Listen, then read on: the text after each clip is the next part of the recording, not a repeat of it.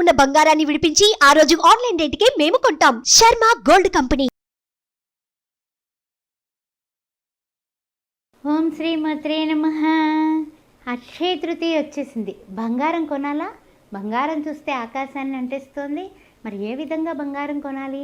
కొనకపోతే ఏమవుతుంది? కిందటి సంవత్సరం కొన్నాం, అంతకుముందు సంవత్సరం కొన్నాం, అంతకుముందు సంవత్సరం 10 ఏళ్ళ నుంచి కొంటున్నారండి బాబు. ఏదో కనీసం 1 గ్రామో 1/2 గ్రామో ఏదో కొనకపోతే ఎట్లా అనేవాళ్ళు లేరా మన వాళ్ళలో? కొనాలి.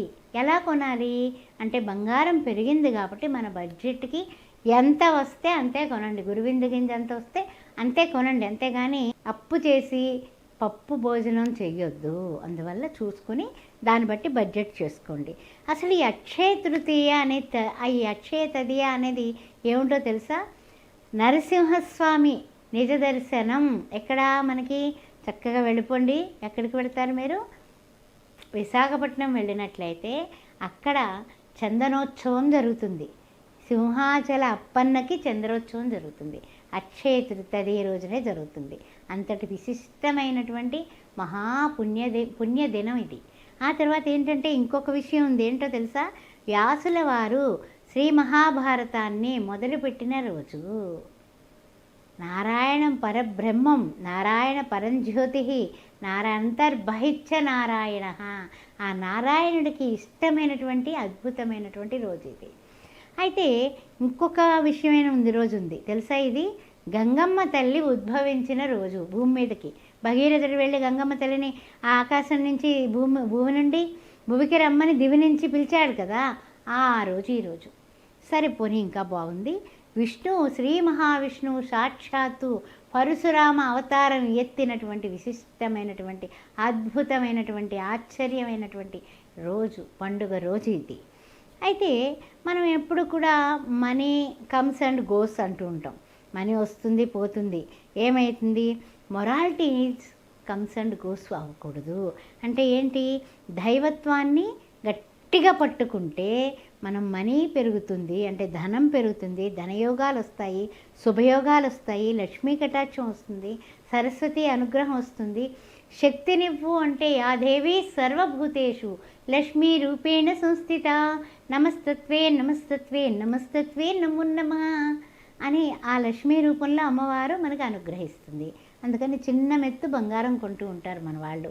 కనీసం 1 గ్రామో ఏదో, లేకపోతే రూపంగా అన్నా కొనుక్కుంటారు ఆడవాళ్ళు. ఎందుకంటే పోగు చేసుకుని పోలే ఎంతో అంత అయిందిలే, మనకి 1000 రూపాయలు దొరికినా పర్వాలేదు, ఈ 2000లో దొరికినా పర్వాలేదు, అలా కూడా కొనుక్కునే వాళ్ళు ఉన్నారండి. బాగా గుర్తుపెట్టుకోండి. ఆడవాళ్ళ యొక్క మనసు ఎలా ఉంటుందంటే పొదుపు చేయడానికి ఇదొక అవకాశంగా భావిస్తారు. పోన్లే ఈ యొక్క సంవత్సరం గ్రామ్ కొనుక్కున్నాను కదా, వచ్చి ఆ సంవత్సరంలోనమ్మా అనుకోకుండా నెక్లెస్ చేర్చుకున్నాను నేను అని చెప్పే అమ్మలు కూడా ఉన్నారు. అదేవిధంగా కొత్త కాళ్ళకి కిందటి సంవత్సరం నేను నీకు రూపిచ్చాను కదా, అందుకని ఇదిగో ఈ సంవత్సరంలో నువ్వు ఈ వస్తువులు కొనుక్కున్నావు, అందుకని తప్పనిసరిగా కొనుక్కో, నీ జీతం పక్కన పెట్టుకుని కాస్తంత మా వాడికి చెప్పినా చెప్పకపోయినా కూడా ఏదో ఒక వస్తువు కొనుక్కో అమ్మా, ఉంగరం అన్నా కొనుక్కో అని చెప్పే అత్తలు ఉన్నారు. ఎంతోమంది బంగారం అంటే మన స్త్రీలకి ఆభరణాలంటే ఇష్టం కాబట్టి ఆభరణాలని ఇష్టపడతారు, కొనుక్కోవడం కూడా ఇష్టపడతారు. కొనుగోలు చేయడానికి అంత ఉత్సాహం ఉంటుంది కాబట్టి కోట్లన్నీ కూడా కిటకిటలాడిపోతూ ఉంటాయి. బంగారం కొనుక్కోవడంలో ఆడవాళ్ళకి అంత ఇష్టం ఉంది. అయితే బాగుంది. సరే, మనకి బంగారం దానం చేయాలన్నారు అక్షయ తృతీయ రోజున. అమ్మో, బంగారం చూస్తే ఇంత రేట్ అయిపోయింది, బంగారం దానం చేస్తామా అనుకుంటాం కదా. కానీ ఇంత పిసరైనా సరే దానం చేసుకొని బంగారం దానం చేయలేమండి, కష్టం అండి మాకు, మా బడ్జెట్ కాదు అంటే బెల్లాన్ని దానం చేయండి, మంచి గుమ్మడి పండుని దానం చేయండి, చక్కగా ఫలాల్ని దానం చేయండి, అదేవిధంగా వస్త్రాలని దానం చేయండి, అదేవిధంగా ఇంకా బియ్యాన్ని స్వయంపాకాన్ని దానం చేయండి. ఏ రకమైన దానాలు చేసినా కూడా అధికస్య ఫలం. అక్షయ తృతీయ రోజున ఈ విధంగా చేయండి. మనం జపం చేయొచ్చు, పూజలు చేసుకోవచ్చు, ఆ తర్వాత ధ్యానం చేయొచ్చు, దానం కూడా చెయ్యాలి. ఈ 4 మస్ట్ అండ్ షుడ్.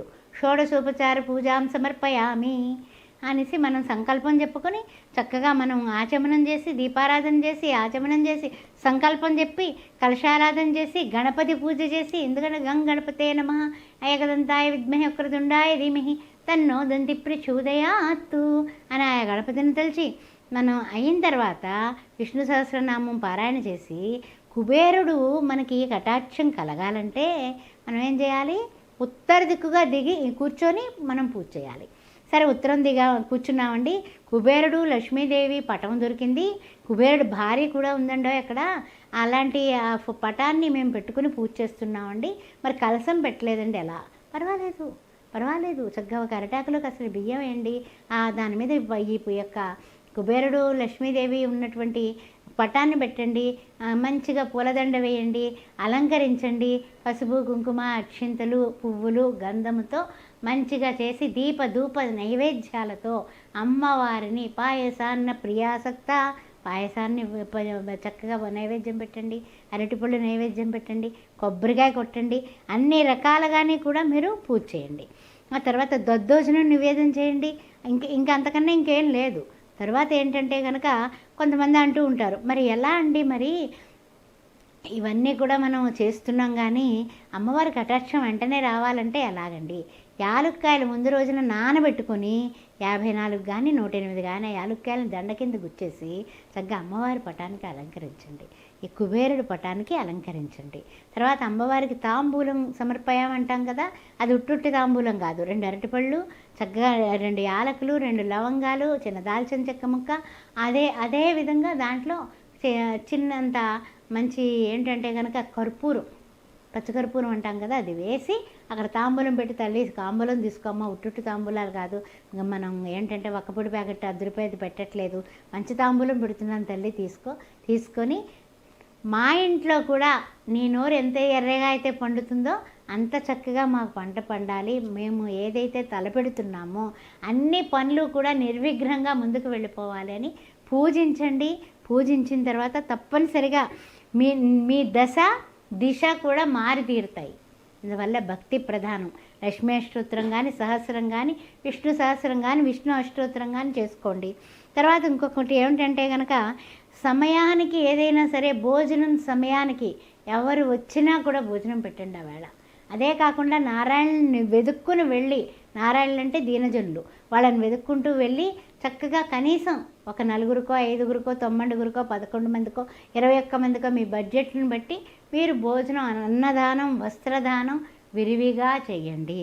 తప్పనిసరిగా మనం కూడా మనం ఉన్న స్థితి నుంచి ఉన్నత దిశకి మారాలంటే మనం వితరణ కావాలి. నీ అర్హత ఏమిటి? హస్తస్య భూషణం దానం. అక్షయ తృతీయ రోజున దానం, గాజులైతే ఎలా వేసుకున్నామో అలాగా దానం చేసి తీరాలి. కంఠస్థ్య భూషణం, నెక్లెస్ కాదు పెట్టుకోవడం, కంఠస్థ్య భూషణం సత్యం, సత్యంతో మాట్లాడండి, స్వచ్ఛంగా ఉండండి, స్వచ్ఛంగా ఉండండి. ఆ తర్వాత ఏంటంటే కనుక తూర్పు ఉత్తరం దిక్కుగా కూర్చునే పూజ చేయండి.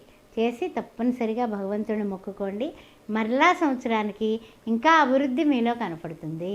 ఓం శ్రీమాత్రే నమః.